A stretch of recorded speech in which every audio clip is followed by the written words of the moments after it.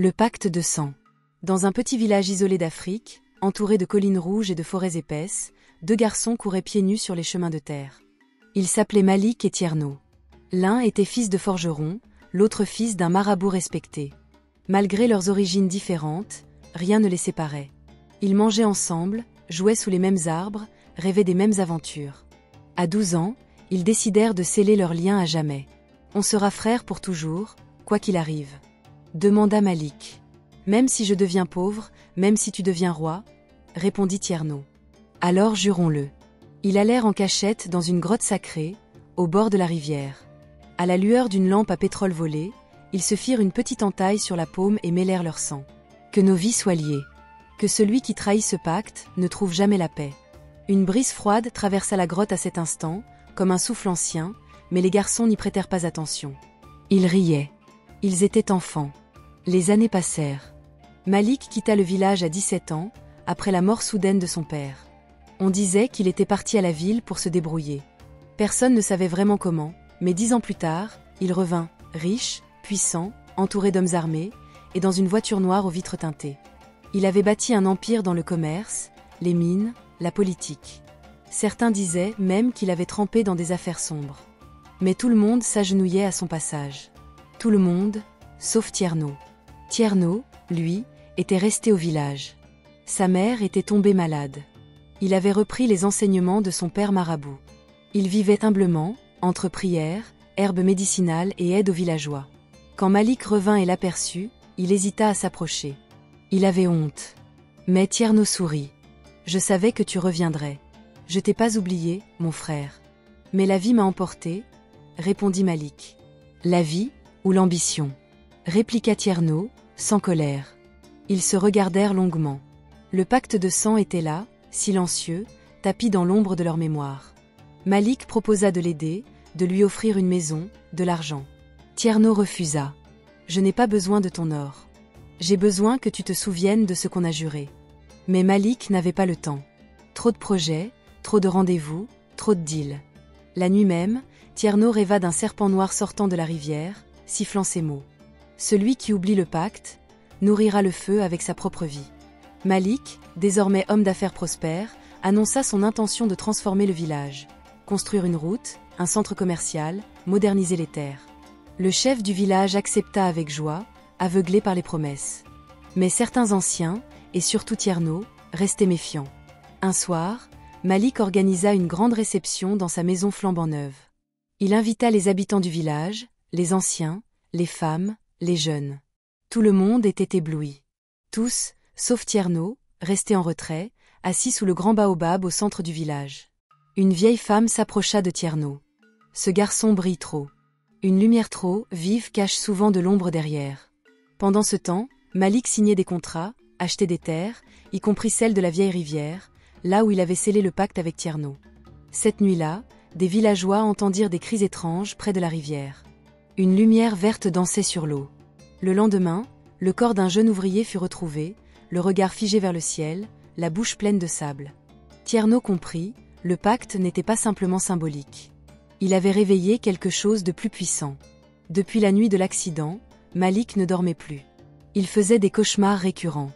Dans ses rêves, un garçon aux yeux blancs l'appelait depuis la grotte. « Tu m'as oublié, mon frère.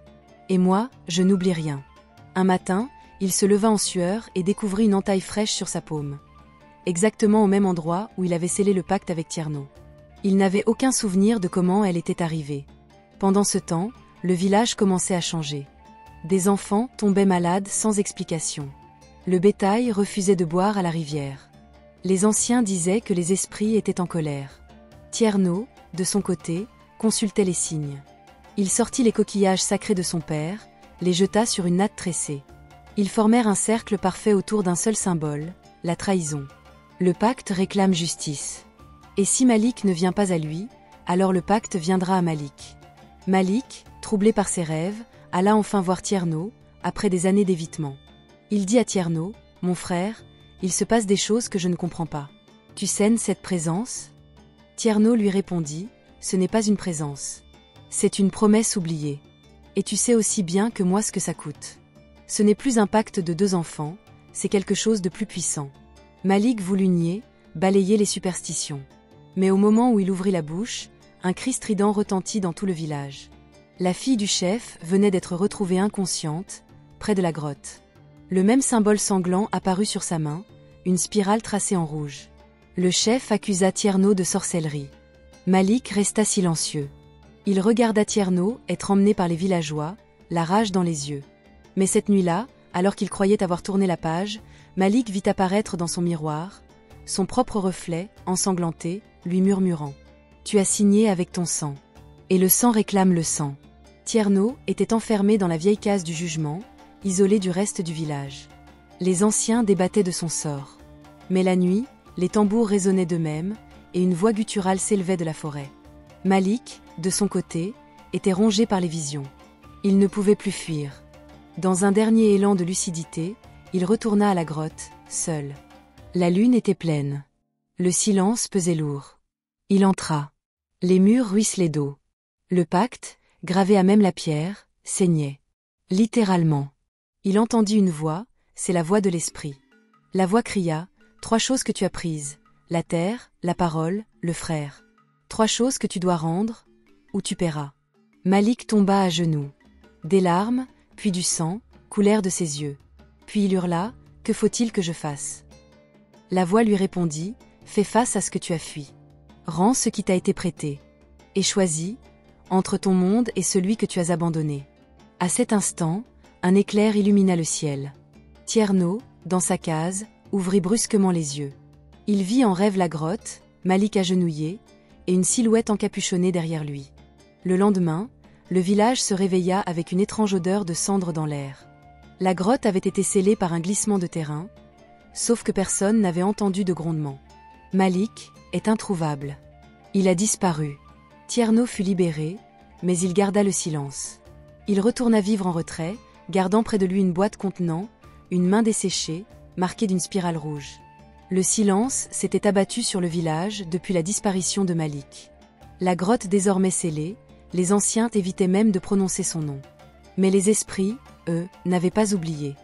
Tierno vivait désormais dans la lisière de la forêt, seul. Chaque matin, il faisait des offrandes aux anciens esprits, espérant apaiser la colère qui grondait encore. Le village, lentement, retrouvait une apparente normalité. Mais certains signes ne trompaient pas. Les corbeaux qui tournoyaient au-dessus de la colline, les arbres qui saignaient une sève noire, et les enfants qui pleuraient en rêve le nom de Malik. Un jour, un jeune garçon du village, Kemo, fut attiré par un chant étrange venant de la forêt. Il disparut pendant 3 jours. À son retour, il tenait un collier appartenant à Malik, et répétait sans cesse, « Il pleure dans la pierre. Il veut rentrer. » Tierno prit cela comme un signe. Il alla consulter les esprits une dernière fois. En transe, il revit le pacte. Mais cette fois, ce n'était pas Malik face à lui, mais une silhouette sans visage, tenant la main d'un enfant dit, « Le pardon ne se donne pas. Il se gagne. » Comprenant que le lien entre les 2 âmes ne pouvait être tranché par la disparition physique, Tierno convoqua tout le village. Il raconta toute l'histoire, le pacte, la trahison, les conséquences. Certains pleurèrent. D'autres, choqués, demandèrent pourquoi il avait gardé le silence. Mais tous comprirent que ce n'était pas une simple histoire de jalousie ou de rancune, mais un rappel. Nous avons oublié nos racines, nos paroles, nos promesses.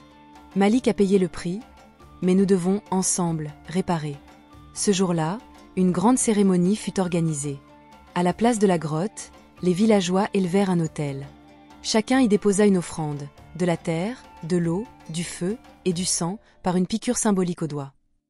Ensemble, ils reformèrent le cercle. Le lendemain, la rivière était redevenue claire. Les enfants, en bonne santé. Les tambours s'étaient tus. Tierno s'assit un matin sous le grand baobab. Il regardait le village, et dit doucement. Un pacte, ce n'est pas une chaîne. C'est un écho. Il revient toujours. Les années ont passé. Le village a changé, mais la mémoire reste. Sur sa natte, devant sa maison, Tierno, désormais vieux, regarde les enfants courir, leur rire léger comme le vent. Il entend encore les tambours. Il revoit Malik, enfant, souriant, les mains pleines de promesses. Le pacte? Il ne pèse plus. Il résonne. Sous le ciel rouge d'un soir silencieux, le vieux Tierno s'assit au pied du grand baobab.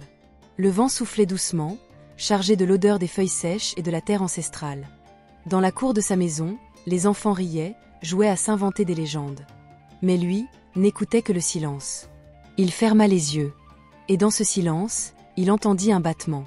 Lent, grave, comme un cœur enfoui dans la terre. Il entendait encore les tambours de sa jeunesse, les promesses murmurées entre deux enfants, le goût métallique du sang partagé dans la grotte sacrée. Il revoyait Malik, jeune, pur, avant l'ambition, avant l'oubli. La terre sous ses pieds semblait encore vibrer de ce pacte ancien. Ce que l'on lie avec le sang ne meurt jamais, murmura-t-il.